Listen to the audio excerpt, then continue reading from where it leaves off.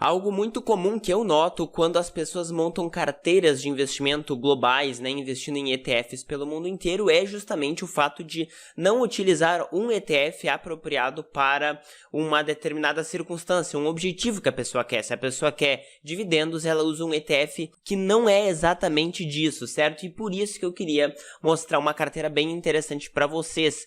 Este vídeo é de análise de carteiras, então se você gosta desse conteúdo, meu nome é Otávio Paranhos e neste canal eu mostro como você monta uma carteira de aposentadoria global, investindo no Brasil, investindo no exterior, especialmente em renda variável, de uma maneira passiva, sistemática e extremamente barata. Então aproveita e me segue no Instagram, é otavio.paranhos, sempre eu coloco vários conteúdos lá e respondo várias perguntas. Então vamos direto para o conteúdo. O conteúdo é a análise da carteira do Leandro Valério, que ele tinha me deixado nos comentários de um outro vídeo aqui do YouTube, e ele queria investir nestes ETFs aqui. Eu vou comentar cada um deles.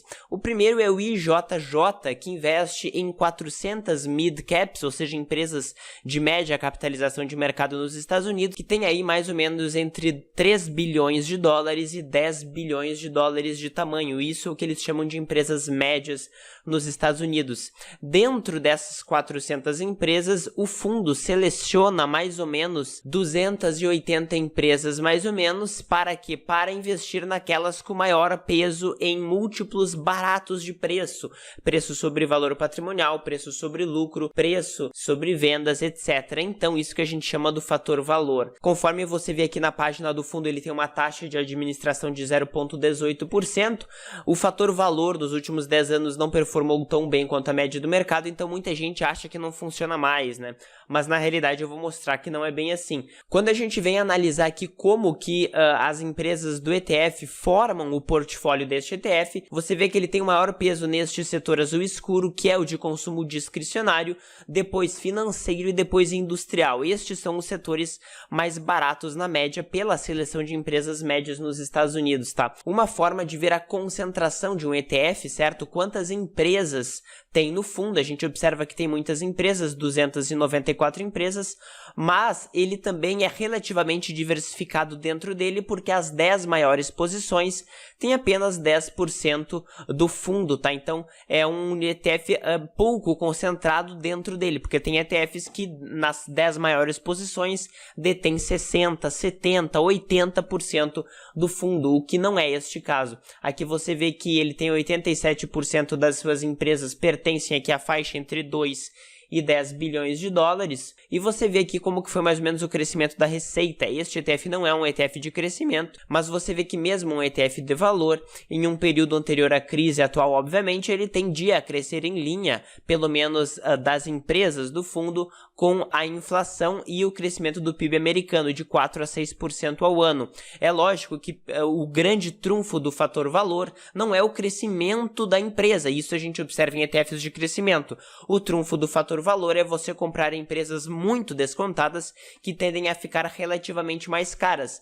Portanto, você vê aqui as relações de preço sobre fundamentos, preço sobre lucros, sobre vendas, etc., são todas muito baixas, certo? E é justamente isso que faz o fator valor funcionar. O próximo ETF que ele investe é o ETF QQQ, que seleciona 100 maiores empresas da Nasdaq. Eu fiz um vídeo sobre isso, comentando por que eu não investiria neste ETF, comentando também uma ótima alternativa para você que busca eventualmente empresas que são mais, não disruptivas, mas empresas com maior nível de tecnologia e também maior exposição à internet de maneira geral. Então, se você se interessa por isso, confere no link da descrição deste vídeo. O ETF QQQ, no grosso modo, ele investe em todas as empresas de tecnologia nos Estados Unidos e as de comunicação, certo? Quando a gente pega aqui o portfólio do fundo, no site do fundo, você vê que metade dele é de tecnologia da informação, serviços de comunicação 20% e consumo discricionário, que é basicamente a Amazon e outros varejistas, fica aí também em 20%. As maiores empresas são todas as famosas, então tem a Apple, Microsoft, Amazon, Facebook, Google.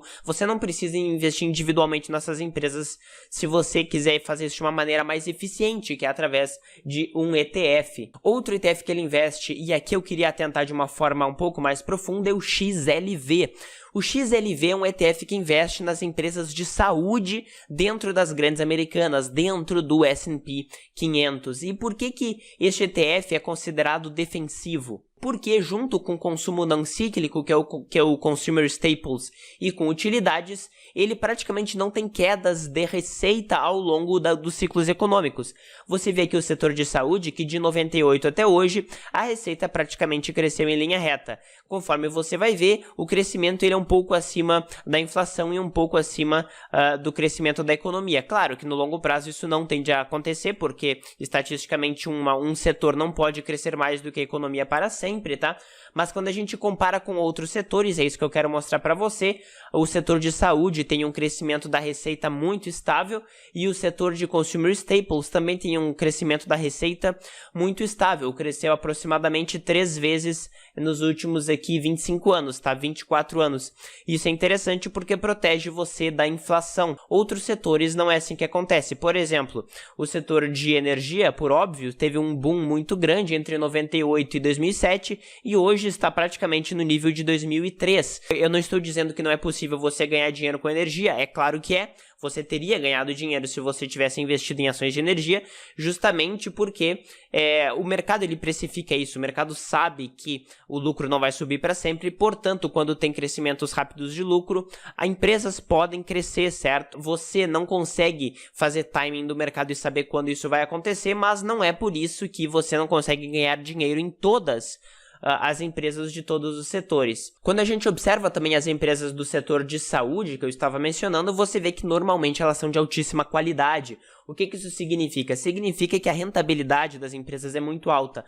Em média, aqui de 24% e nem sentiram a crise, certo? Não houve queda de receita durante a crise. Na realidade, quando a gente observa de 2015 até agora a estimativa de 2021, a receita por cota das ações deste fundo, você vê que o fundo vale aqui $106, você vê que a receita foi de $37 em 2015, subiu agora a expectativa em 2020, acima de 2019 e continua crescendo em 2021. Então você vê que o crescimento da receita é constante, tá?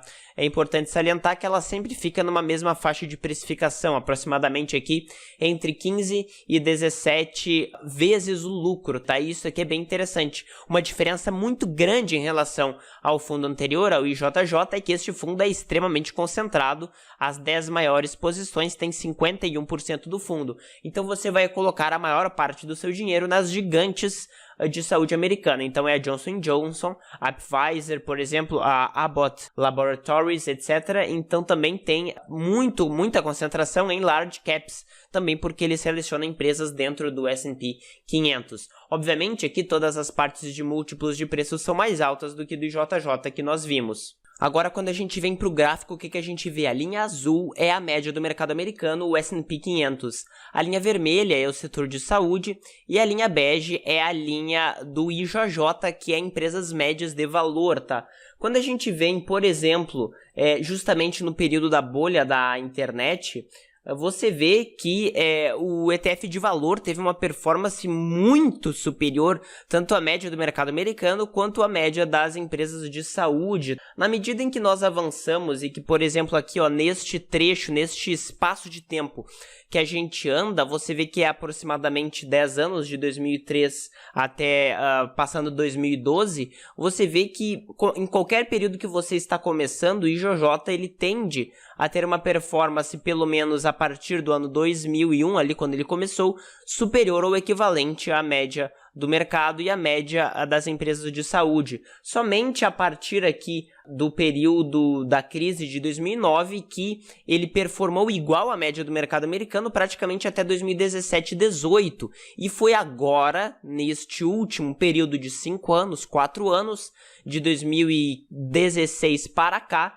que de fato teve uma performance pior. Muitas pessoas acham e atribuem que o fator valor, que é um dos fatores mais reconhecidos por a maioria absoluta dos estudos acadêmicos desde a década de 60, morreu e este fator não funciona mais. E agora tudo é diferente, tecnologia disruptiva é o caminho. É um período muito curto para você poder fazer esse tipo de conclusão. Eu só estou dizendo que em períodos longos, você vê que, de fato, o fator valor pode funcionar tão bem quanto ou melhor do que a média do mercado, tá? Quando a gente passa para o outro ETF, é o ETF KWEB, que seleciona empresas de internet na China. E na realidade, na prática, eu quero mostrar para você o quê? O grosso do ETF é o consumo chinês e é a comunicação interna chinesa. Então, praticamente metade do fundo aqui, ó, 48% é consumo discricionário, ou seja, aquele e-commerce que é equivalente a uma Amazon na China, que é o Alibaba. Aqui você vê as maiores posições do fundo, então você vê claramente que a primeira é o Alibaba, que é e-commerce, depois a Tencent, que é de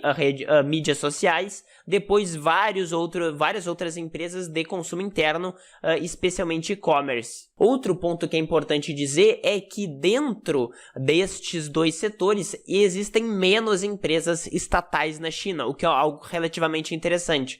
Eu não tenho dados ainda para dizer necessariamente, não existe dados estatísticos mostrando que empresas estatais ou não neste passado recente na China tiveram um desempenho melhor ou tendem a ter um desempenho melhor. Apenas é importante dizer que existe muito menos empresas estatais nestes setores de internet aqui de consumo discricionário. E o que é importante dizer é que a exposição à China normalmente era muito focada na parte industrial e tal, mas agora o foco, principalmente deste tipo de ETF, é a concentração no consumo interno.